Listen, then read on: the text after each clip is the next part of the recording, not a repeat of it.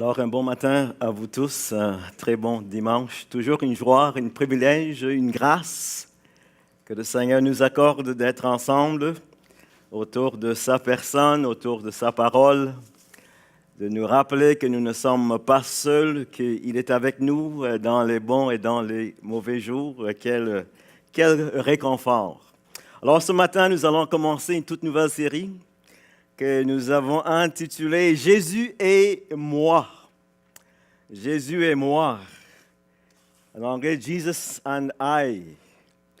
Et vous savez, dans ce titre-là, Jésus et moi, on vise simplement de vous faire remarquer que Jésus et moi parlent d'une relation.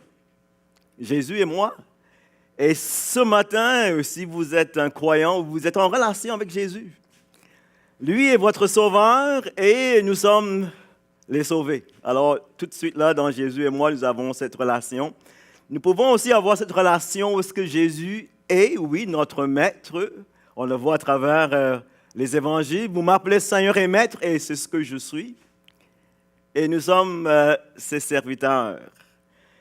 Nous pouvons aussi avoir considéré Jésus et moi dans le contexte d'une relation de mariage. Nous avons entendu parler ce matin des mariages qui s'en viennent, un événement heureux. Et ce matin, nous nous réjouissons du fait que Jésus est notre divin époux et nous, l'Église, nous sommes son épouse. Et un jour, il va revenir chercher justement son épouse. Mais dans ce contexte, Jésus et moi, que nous avons préparé pour vous, ce n'est pas dans ces trois contextes que nous voulons focaliser. Nous voulons focaliser dans une relation Jésus et moi en tant qu'ami et ami. Et vous savez, c'est tout à fait biblique cela parce que dans la parole de Dieu, nous avons des individus comme Abraham, et dans Jacques, nous dit que Abraham fut appelé l'ami de Dieu. Et ça, c'était extraordinaire de vraiment réfléchir et d'y penser que nous pouvons avoir cette relation d'amitié avec le grand Dieu du ciel. Extraordinaire. Et Abraham y a bénéficié de cela, et la Bible même le souligne en étant ami de Dieu. Jésus aussi, qui avait passé 3 ans et demi avec ses disciples, vers la fin justement de son ministère, avant d'aller à la croix dans Jean chapitre 15, il va leur dire, je ne vous appelle plus serviteurs, mais je vous appelle ou quoi, mes amis. Et ce matin, j'aimerais justement vous encourager et d'y réfléchir. Que si vous connaissez Christ, vous êtes croyant, vous êtes des amis de Jésus. Jésus et moi. Il est notre ami, il est votre ami, il est mon ami. Mais avant d'aller plus loin, j'aimerais juste regarder dans le contexte d'une relation d'amitié, qu'est-ce qui est impliqué dedans? Pourquoi est-ce que les gens forment justement des amitiés? Mais tout d'abord, il y a des passions. Si je suis une passionnée de la chasse ou la pêche ou les sports, mais c'est sûr que je vais m'entourer avec mes chums de pêche, mes chums de chasse. On s'en va ensemble, puis on va faire ce qui nous passionne. Il peut y avoir aussi des projets. Et de ce temps, il y a beaucoup de projets aussi. Il y a des fondations, des organismes. Et les gens qui sont dedans, ils ont des projets en commun. Ils veulent, puis aujourd'hui, c'est très de la mode maintenant, sauver la planète. Alors, on va justement former des projets pour débarrasser l'océan du plastique et ainsi de suite. Il y a beaucoup de choses qui, justement, font en sorte que les gens vont tisser des relations d'amitié. Et même pendant les guerres, quand vous pensez à la Deuxième Guerre mondiale, nous avions justement les Alliés. Et qu'est-ce qui regroupait les Alliés? Mais c'était des pays amis qui, justement, combattaient contre le régime d'Hitler et les nazis. Alors, les projets Ce sont des choses qui peuvent aussi relier les gens dans l'amitié. Mais ce matin aussi, j'aimerais vous parler de quelque chose qui est extrêmement important. Plus que les passions et plus que les projets, c'est la personnalité de la personne avec laquelle vous allez vous lier en amitié, le caractère. Et vous savez, quand vous êtes dans une relation d'amitié, plus que les passions, plus que les projets, c'est le caractère de l'individu qui va justement faire en sorte que cette amitié est agréable. Il va y avoir quelque chose que j'aime, j'apprécie. Un trait de caractère dans l'individu qui, pour moi, est attrayant, qui m'attire vers cette personne. Et je trouve ça quelque chose qui répond. C'est vraiment mutuel, quelque chose qui répond en ce que je recherche, en ce que justement j'aime. Et pour cela, parce que justement, il y a ce trait de caractère, mais je vais justement chercher sa présence. Souvent, les gens qui tissent des liens d'amitié qui sont assez profonds, ils aiment être ensemble. Et on dit qui se ressemble, s'assemble. Et vous savez, ça c'est vrai. Nous avons des choses en commun, mais dans la présence des uns des autres, on se sent bien. Et pourquoi est-ce que c'est important de focaliser justement plus sur la personnalité, le caractère que sur les passions, les projets? C'est parce qu'on peut avoir justement des personnes qui partagent les mêmes passions, qui partagent les mêmes projets, mais quand on est ensemble, ça frotte, c'est rugueux, c'est rude, c'est pas smooth, comme on dit en bon québécois. Et au lieu de nous attirer vers eux, ça nous repousse, on va fuir leur présence. Mais quand les trois sont ensemble, les passions, les projets, surtout la personnalité, le caractère, mais là on aime justement être ensemble avec ces personnes.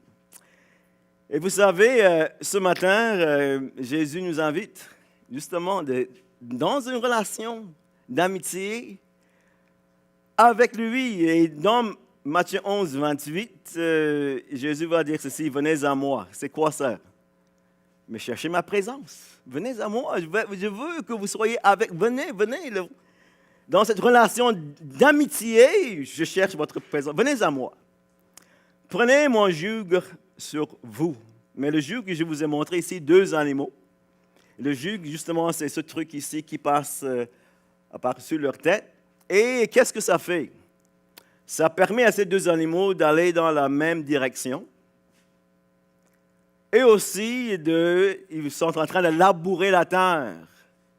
Alors, qu'est-ce qu'ils font? Ils ont le même projet. Ils sont dans la même direction. Alors, on a ici des éléments de base, justement, d'une amitié. Et la 3e chose, il dit, apprenez de moi. On parle justement de personnalité, de caractère. Et Jésus nous rassure que oui, vous pouvez justement entrer joyeusement dans cette relation d'amitié parce que, regarde mon caractère, je suis doux et humble de cœur. Alors voilà ce matin une invitation de la part de Jésus, justement pour Jésus et moi, amis, justement, pour que nous puissions vouloir profiter, bénéficier, se délecter justement de cette relation d'amitié avec Jésus. Et pourquoi est-ce que c'est important, cette relation d'amitié aux yeux de Jésus? Parce que Jésus sait la valeur d'un vrai ami face à la vie. Et un vrai ami, ça n'a pas de prix. La vie peut nous amener toutes sortes de difficultés. La vie peut nous lancer des balles courbes. Mais quand vous avez une amie qui est là, quelqu'un qui va cheminer avec vous, Quelqu'un qui ne va pas vous juger ni vous condamner, mais qui va partager ce que vous êtes en train de vivre dans les moments difficiles. Ça s'appelle le prix. Deuxième chose, notre frère Benoît a parlé de cela ce matin, l'importance de notre transformation. Vous savez, Dieu a un but pour vous, et c'est plus que les projets et les passions. Le but pour vous et pour moi, c'est que nous retrouvions ce que Adam a perdu en Éden. Dieu nous a créés à son image. Et le but de Dieu pour nous, c'est que nous soyons transformés à l'image de qui? Jésus-Christ. Et vous savez que quand on passe du temps ensemble, qu'est-ce qui arrive? Qui s'assemblent finissent par se ressembler. Alors Jésus nous invite de dire, écoute, venez passer du temps avec moi. Parce que là, vous êtes en train justement d'investir dans ce projet que Dieu a pour vous, de me ressembler. Nous tous qui contemplons la gloire du Seigneur, et nous allons voir la gloire du Seigneur à travers ces messages. Nous sommes transformés en la même image. C'est extraordinaire, Jésus et moi. Et aussi, la troisième chose, si je veux vraiment bénéficier de cette relation de Jésus et moi, mais une relation d'amitié aux yeux de Jésus, il sait qu'il y a l'impossibilité d'une amitié florissante, en santé, s'il y a conflit. Deux hommes peuvent-ils marcher ensemble s'ils ne sont pas d'accord?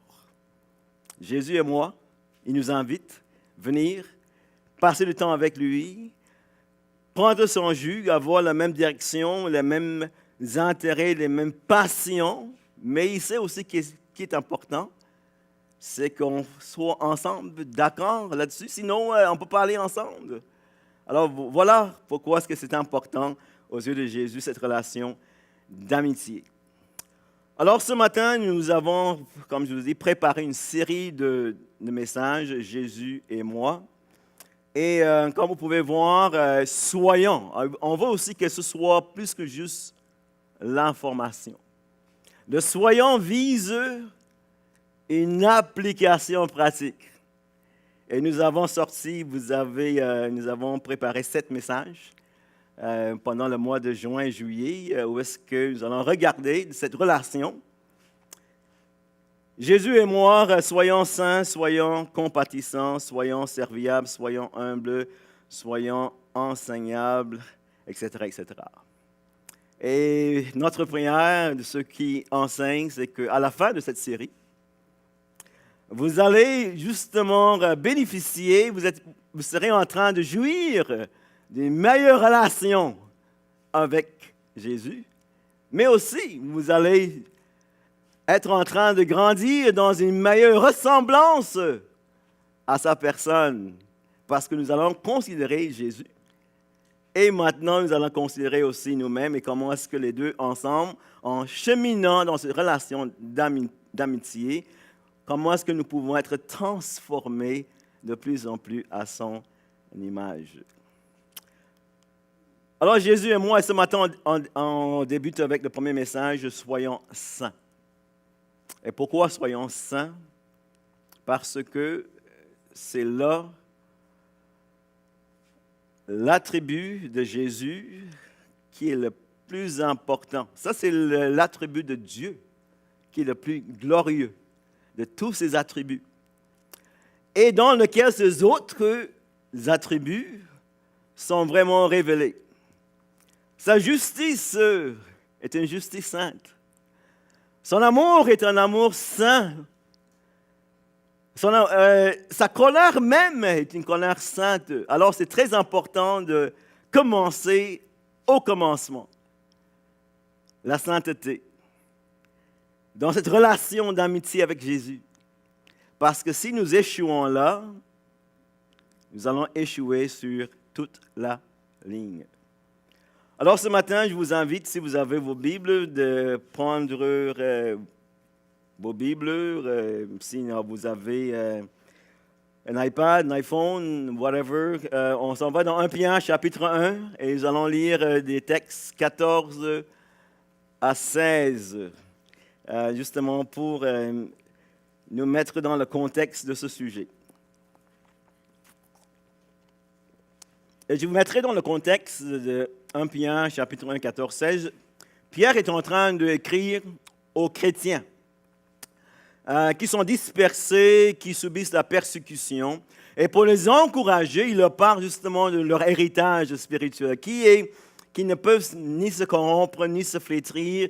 Il est réservé pour vous dans les cieux. C'est beau qui s'en vient. Mais il dit maintenant, mais en attendant sur la terre, j'aimerais justement vous exhorter en ce qui concerne quelque chose. Et regardez au verset 13 pour le contexte, après ça on va aller voir le reste du texte. C'est pourquoi, 1 Pierre 1, 13, « Saignez les reins de votre entendement, soyez sobres, ayez une entière espérance dans la grâce qui vous sera apportée lorsque Jésus-Christ apparaîtra. » Ça c'est beau, Jésus s'en vient. Mais en attendant, comme des enfants obéissants, ne vous conformez pas aux convoitises que vous aviez autrefois quand vous étiez dans l'ignorance. Mais, puisque celui qui vous a appelé est saint, vous aussi soyez saints dans toute votre conduite, selon qu'il est écrit, vous serez saints, car je suis saint. Une exhortation aux chrétiens de justement être saints, et d'autant plus qu'on est dans une relation d'intimité avec Jésus, comme nous avons vu, marcher ensemble, il faut être d'accord. Et l'exhortation est basée dans ce contexte ici, vous serez saints parce que moi, je suis saint. Et si on va progresser, si on va bénéficier, si on va vraiment s'épanouir dans cette relation, il ne peut pas y avoir conflit. Il ne peut pas y avoir conflit. Vous serez saints car je suis saint. Maintenant, en parlant de la sainteté, je sais que des fois on a une très mauvaise idée. Qu'est-ce que c'est? Il y a des gens qui pensent que être saint, c'est lire la Bible toute la journée, prier toute la journée. La vie est plate, on ne peut pas faire ci, on ne peut pas faire ça. C'est un peu comme les pharisiens, hein? Les hommes qui se promenaient, il y avait des longues robes, ils faisaient des longues prières, il y avait le visage long. Puis puis eux, ils étaient des saints. Ne vous approchez pas de moi, vous allez me contaminer, je suis plus saint que vous. Ça, ce n'est pas la sainteté, pas du tout. Il y a d'autres aussi, comme je dis, qui pensent que, oui, la sainteté, c'est une privation. Privation du plaisir, privation de... Pas pour avoir du fun. J'aimerais vous dire ce matin que, comme on dit en anglais, nothing could be further from the truth. Ce n'est pas la vérité du tout, du tout, du tout. Et pour nous aider à bien comprendre qu'est-ce que c'est, on va parler justement de la définition. La sainteté se dit de Dieu en tant qu'il est souverainement pur, qu'il est parfait. Ça, c'est simplement que ça veut dire pur. Séparé du péché, consacré à de sacré, et ça, c'est une définition qui vient du dictionnaire biblique de W.E. 20. Alors, sainteté rime avec pureté, c'est tout. Séparé du péché. Et ça, c'est un attribut qui caractérise Dieu, et je vais vous donner justement rapidement en ce qui concerne Dieu le Père.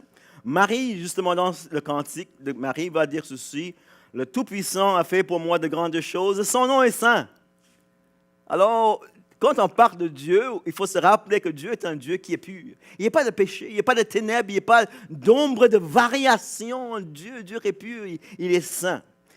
Jésus, quand il s'adresse à son Père, dans Jean chapitre 17, la prière sacerdotale, comme on dit, il va dire à son Père, « Père saint, garde en ton nom ce que tu m'as donné, afin qu'ils soient un comme nous. » Alors, Dieu, en tant que Père, est saint. En ce qui concerne l'Esprit, l'Esprit aussi est saint, il est pur. Matthieu, l'évangéliste, va nous dire ceci, en parlant justement de l'annonce que l'ange avait faite à Marie. Marie, sa mère, se trouvant enceinte par la vertu du quoi? Saint-Esprit. Alors l'Esprit de Dieu aussi est saint. Et Paul, quand il va parler de Jésus lors de sa résurrection, il va dire ceci: Jésus a été déclaré Fils de Dieu avec puissance selon l'Esprit de sainteté. Alors le Père est saint, le Fils est saint. Mais en ce qui concerne le Fils, Jésus, je parle justement Jésus en tant qu'homme, parce que Jésus est l'homme Dieu. Il est Dieu aussi, mais il est aussi homme. L'ange va dire: le saint enfant, par Jésus, qui naîtra de toi sera appelé Fils de Dieu. Un démon, même pendant son ministère, qui a confronté Jésus, qui était en face de Jésus, il va dire ceci: qu'y a-t-il entre nous et toi, Jésus de Nazareth? Nazareth, je sais qui tu es le Saint de Dieu. Jésus, homme, qui est là, devant lui, il voit cet homme, il va dire: tu es le Saint de Dieu.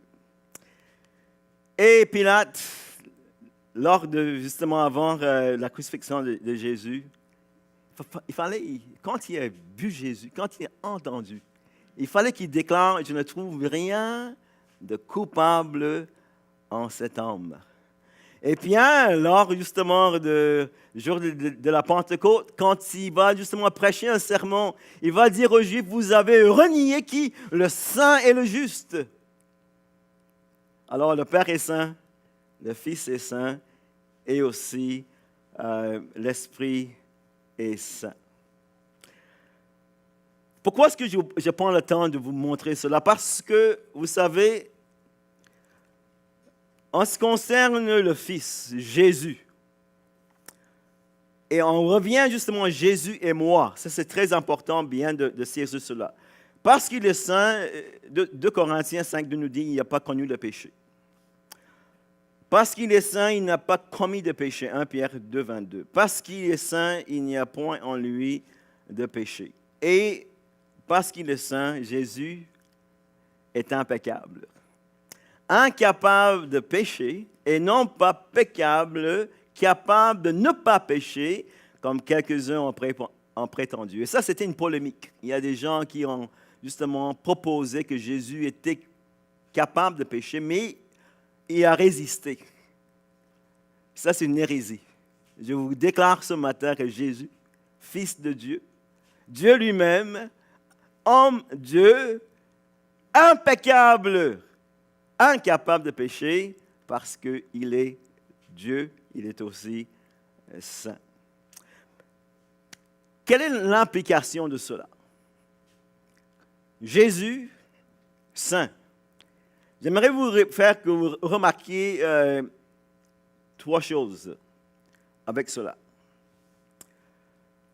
Vu que nous sommes en Jésus-Christ, si vous êtes ici ce matin, vous avez mis votre foi dans le sacrifice de Jésus-Christ, vous aussi, vous êtes positionnellement en Jésus-Christ, vous êtes aussi saint. Parole de Dieu, Paul à l'Église de Dieu qui est à Corinthe, à ceux qui ont été sanctifiés en Jésus-Christ. Appelés quoi? Appelés saints. Dieu, dans sa grâce, nous confère justement cet trait de caractère positionnellement saint en Jésus-Christ. Paul, il va dire à Éphèse, Paul aux saints qui sont à Éphèse. Et quand vous regardez ces lettres aux Philippiens, Paul, il se plaît justement quand il s'adresse à ses confrères, ses consœurs, de les appeler les saints en Jésus-Christ. Quelqu'un dit ceci, Neil Anderson: Dieu ne nous appelle jamais des pécheurs, il nous appelle des saints. Si nous nous considérons comme des pécheurs, devinez ce que nous ferons. Nous vivrons comme des pécheurs. Pourquoi ne pas nous considérer comme ce que nous sommes vraiment, des saints qui pêchent occasionnellement? Alors voilà pourquoi Jésus et moi, dans cette relation d'intimité, d'amitié, déjà en partant, nous avons une base. Il est saint et Dieu, à travers Jésus-Christ, nous voit aussi saints. Alors ça peut fonctionner. Ça peut fonctionner. Nous avons tout ce qui est nécessaire pour que cette relation d'amitié soit ce qu'elle devrait être. Et quelles sont les implications? Jésus, en étant saint, a été de saints serviteurs. Et on a parlé ce matin de glorifier Dieu. Ça, c'est le but pourquoi Dieu nous a créés.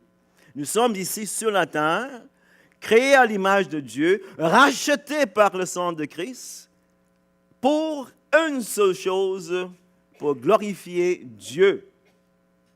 Ça, c'est le but principal de la vie. Et Jésus, quand il a terminé son ministère, il a dit, je t'ai glorifié sur la terre, j'ai achevé l'œuvre que tu m'as donnée à faire. Ça, c'était ce qui était devant Jésus tout le temps de sa vie sur la terre, c'est glorifier le Père. Et en tant que saint serviteur, pur, il a été, à travers son ministère, il a rendu gloire à Dieu. Et Pierre, dans Actes chapitre 4, verset 27, parle justement que Jésus en tant que saint serviteur. Ça veut dire que les œuvres qu'il faisait, son ministère avait une motivation qui était pure. Ce n'était pas pour justement attirer l'attention sur lui-même. Ce n'était pas non plus pour avoir la louange ou l'adoration, mais pas l'adoration, mais justement que les gens, justement, le mettent sur un piédestal. Rien de cela. C'était une seule chose, c'était pour justement la gloire de Dieu. Deuxièmement, en étant saint, il a glorifié Dieu en étant le saint sacrifice. Parce qu'il était saint, il a pu être justement le sacrifice, le paiement que Dieu exigeait en ce qui concerne le péché. Le salaire du péché, c'est la mort. Mais est-ce qu'un pécheur peut mourir et satisfaire les exigences d'un Dieu 3 fois saint? C'est impossible. Ça prenait justement quelqu'un qui était saint, qui est pur. Et Jésus, en étant pur, quand il a livré sa vie, il s'est offert lui-même sans tâche à Dieu. Il était justement le saint sacrifice. Et troisièmement, l'implication de la sainteté. Jésus, en étant saint, a glorifié Dieu dans son ministère, dans sa mort, mais aussi dans sa médiation. Qu'est-ce que cela veut dire? Il nous convenait en effet d'avoir un souverain sacrificateur comme lui, saint, innocent, sans tâche, séparé des pécheurs. Et ça, c'est le ministère que Jésus fait actuellement, en ce moment même, à la droite du Père. Il est en train d'intercéder pour nous. Et quand nous tombons, quand nous péchons, nous avons un souverain sacrificateur, comme dans l'Ancien Testament, qui rentre dans la présence de Dieu, un Dieu 3 fois saint, avec son propre sang, et qui plaide, et qui intercède, et qui nous épargne justement de la colère de Dieu qui devrait tomber sur nous. Nous sommes couverts, nous avons un médiateur entre Dieu et les hommes, Jésus-Christ, homme, sans souverain sacrificateur. Mais vous savez, je parle de Jésus et moi parce que nous pouvons imiter Jésus dans ce même contexte, d'être aussi un saint sacrifice. Paul va dire aux Romains, je vous exhorte donc, frères, à offrir vos corps comme un sacrifice vivant, saint, agréable à Dieu. C'est possible, tout à fait possible. Comme Jésus a été le saint sacrifice qui a glorifié Dieu, nous pouvons nous offrir à Dieu. Me voici, Seigneur. Paul, dans 11 chapitres, parle justement de ce que Dieu a fait pour nous. Parle de la justice de Dieu. Le salaire du péché, c'est la mort, oui, mais le don gratuit de Dieu, c'est la vie éternelle en Jésus-Christ. Tous sont péchés, mais ils sont privés de la gloire de Dieu, mais ils sont justifiés gratuitement par justement le sang de Jésus-Christ. Et ça, en réponse à cela, Paul exhorte les chrétiens maintenant d'offrir le corps comme sacrifice vivant, pur, agréable à Dieu. Et qu'est-ce que cela implique? Dans ce contexte de Jésus et moi, on voit que notre sacrifice est agréable et ça nous permet justement de marcher comme Enoch qui a marché avec Dieu. Et qu'est-ce qu'on dit d'Enoch? Il était agréable à Dieu. Et pourquoi il était agréable à Dieu? Mais j'aimerais vous dire que Enoch marchait dans la sainteté, dans la pureté. Il était un homme agréable à Dieu, il marchait avec Dieu. Et on revient encore à Jésus et moi. Et quand moi, je m'offre au Seigneur, à Jésus, à Dieu, mon corps comme un sacrifice vivant, saint, pur, on rentre plus justement dans cette relation d'amitié où est-ce qu'on marche ensemble dans la pureté. Et nous sommes agréables à Dieu. La deuxième chose, les croyants peuvent glorifier Dieu en étant non seulement le saint sacrifice, mais aussi le saint serviteur. Si donc quelqu'un se conserve pur, Paul va dire à Timothée, en s'abstenant de ces choses, il sera un vase d'honneur sanctifié, utile à son maître. Ça nous parle justement d'un ministère. On peut vouloir faire beaucoup de choses pour Dieu, mais Dieu, il y a un critère, une chose qui est importante. Nous voulons servir Dieu, mais servir Dieu quoi? Avec les mains pures. Un vase d'honneur sanctifié. Et comme Jésus, pendant tout son ministère, allait de lieu en lieu, faisant le bien et faisant des choses extraordinaires, un homme, une femme de Dieu qui est consacré, qui est pur, peut être un instrument incroyable entre la main de Dieu pour faire des choses extraordinaires, utiles à son maître.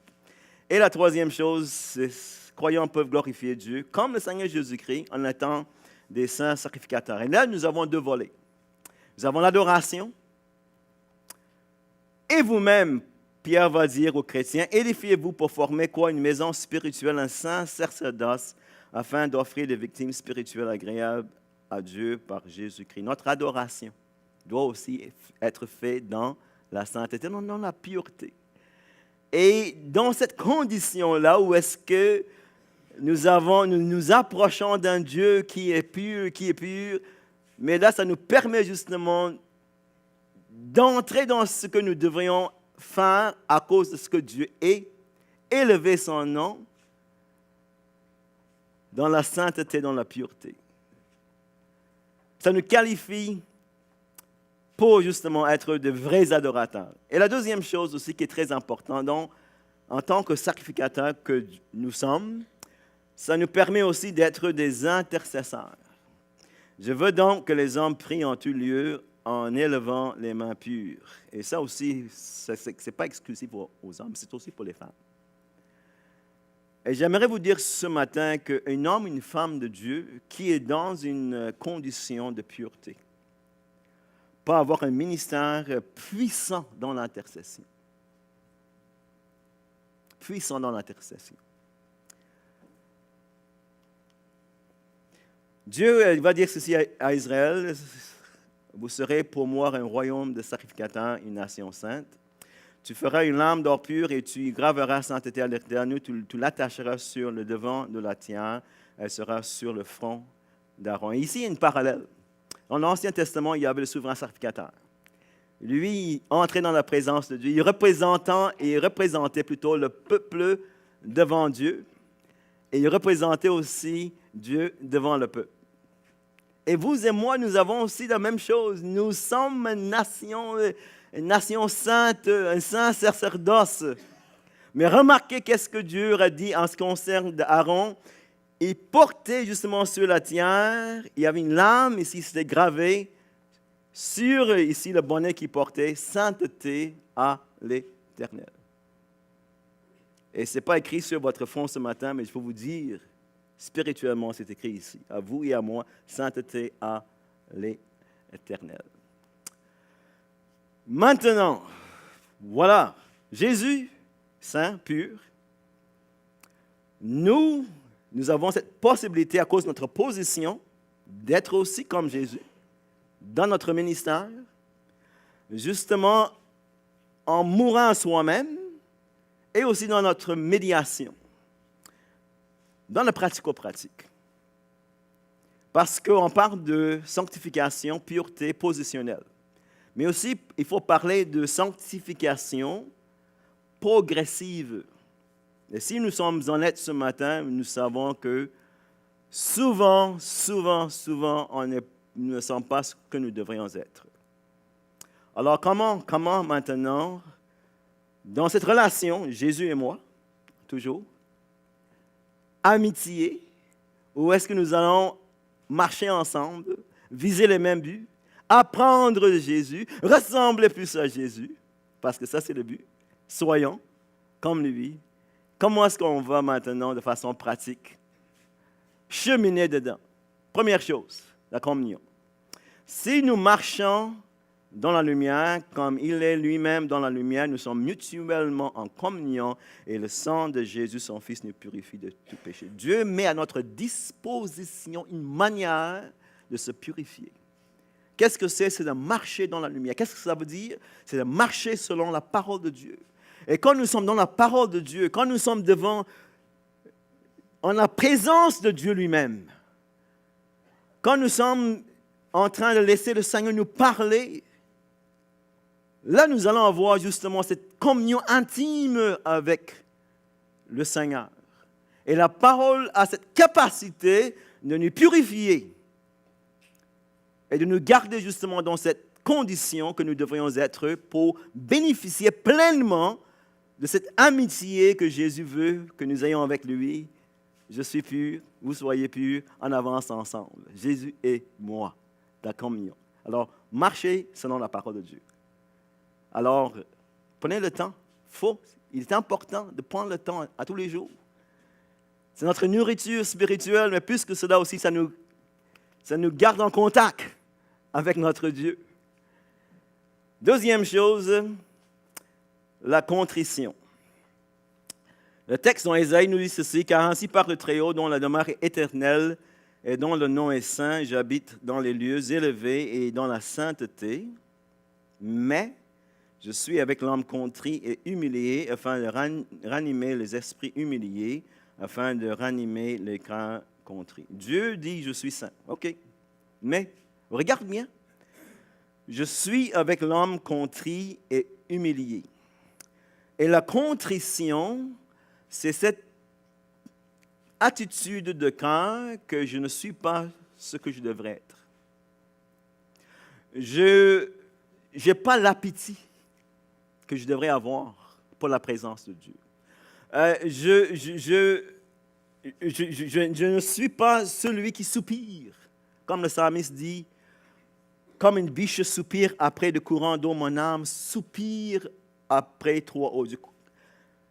Combien de fois on n'est pas ce que nous devrions être, mais est-ce que ça nous affecte jusqu'au point qu'on est brisé devant Dieu, dans sa présence, et nous sommes en train de se lamenter de ce que nous ne sommes pas, ce que nous devrions être. Et ça nous affecte de voir justement notre condition de pauvreté spirituelle. Et Dieu dit que si je vois ça dans votre cœur, même si je suis saint, je suis avec vous parce que je vois justement ce désir, ces soupirs, justement pour être comme je suis. Et moi, quand je vois cela, mais je m'approche et je vais ranimer vos cœurs, les cœurs qui sont brisés et qui sont contrits. Et vous savez, il y a beaucoup de choses qui devraient nous justement amener dans cette contrition. Le péché qui fait des ravages dans notre propre vie, dans la vie de nos enfants, dans la vie de nos petits-enfants, dans la société. Nous avons besoin justement d'être touchés par cela et d'être brisés et contrits devant le Seigneur. Et vous voyez comment le Seigneur dit, moi le saint, je vais m'approcher de vous dans cela. Mais la troisième chose, la confession. Ça, c'est une contrition, c'est une attitude justement de cœur, mais la confession, c'est quand on tombe justement dans le péché. Et là, maintenant, il faut faire la réparation. Et un son qui nous parle de cela, c'est David. Vous connaissez le contexte avec Bathsheba. Et David va prier comme ceci: « Ô Dieu, aie pitié de moi dans ta bonté, selon ta grande miséricorde, efface mes transgressions. J'ai péché contre toi seul. » Ce n'est pas la faute de ma voisine, mon voisin. Non, c'est moi. Et regarde ce qu'il recherche dans cela. Purifie-moi de mon péché. Il recherche la sainteté. Il sait que c'est important. Purifie-moi et je serai pur. Ô Dieu, crée en moi un cœur pur. Et David, quand il a péché, il est allé devant Dieu. Il n'a pas essayé de cacher. Il n'a pas mis la blâme sur personne. Il dit, je suis coupable. Mais, je sais que je peux trouver grâce et pardon auprès de toi. Et je te demande de purifier mon cœur. Et Dieu exaucera toujours une telle prière. Deux choses en terminant. Jésus et moi. Je suis pur, Jésus dit. Si vous allez marcher avec moi dans ce chemin d'amitié, apprendre de moi, mais vous aussi, il faut que vous travailliez à votre sainteté. De façon pratique, je vais vous donner un exercice. Je ne sais pas où est-ce que vous êtes, dans quelles conditions vous êtes ce matin, mais je vais vous demander cette semaine, parce que vous n'êtes pas seul dans ce combat, c'est un conflit. Nous sommes dans un conflit contre la chair, contre le monde, contre le diable. Mais ce matin, j'aimerais vous dire que vous n'êtes pas seul dedans. Vous avez quelqu'un qui est extrêmement puissant, c'est le Saint-Esprit. Et la parole de Dieu nous dit que le Saint-Esprit nous aide dans quoi nos faiblesses.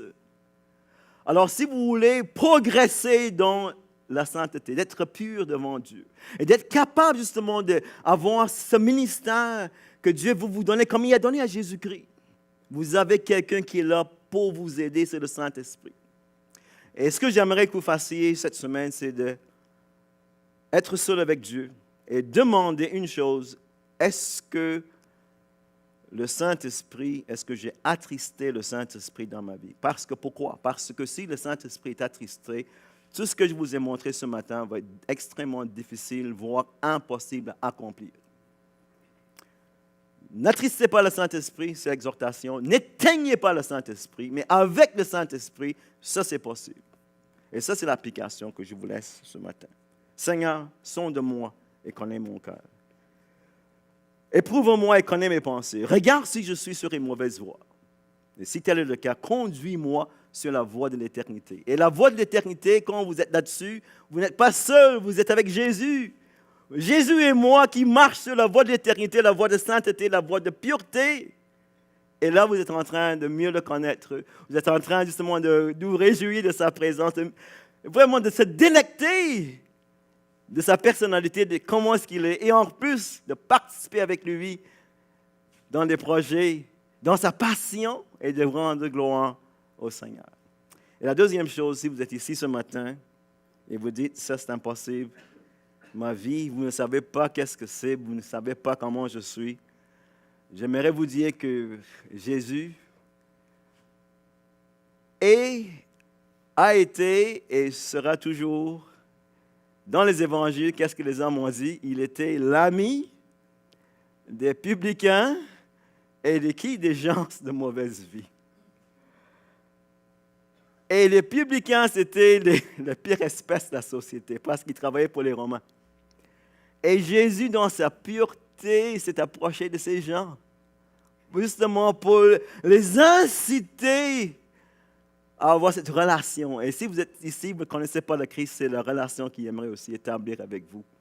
Il y a l'espoir, parce que Jésus aussi, c'est un ami des pécheurs. La semaine prochaine, si nous sommes ici, si on n'est pas au ciel, on va continuer. Jésus et moi, soyons compatissants. On va prier. Seigneur, nous te bénissons. Que pouvons-nous te dire de plus, Seigneur? Tu connais nos cœurs. On demande que ta bonne main soit sur ton peuple, ta bonne main soit sur moi. Seigneur, ta bonne main soit sur cette génération. Que nous puissions justement être sensibilisés à l'importance, Seigneur, de marcher pur devant toi. Alors, purifie nos cœurs, sonde nos cœurs, pardonne nos péchés. Merci d'être de Dieu qui ne se lasse pas de pardonner. Merci d'être un Père qui est compatissant, qui est lent à la colère, qui est riche en bonté, qui sait de quoi nous sommes formés, qui se souvient que nous sommes poussière. Alors conduis-nous, Seigneur, sur la voie de l'éternité, et que ton Église puisse alors te glorifier. On demande ces grâces au nom de Jésus. Amen.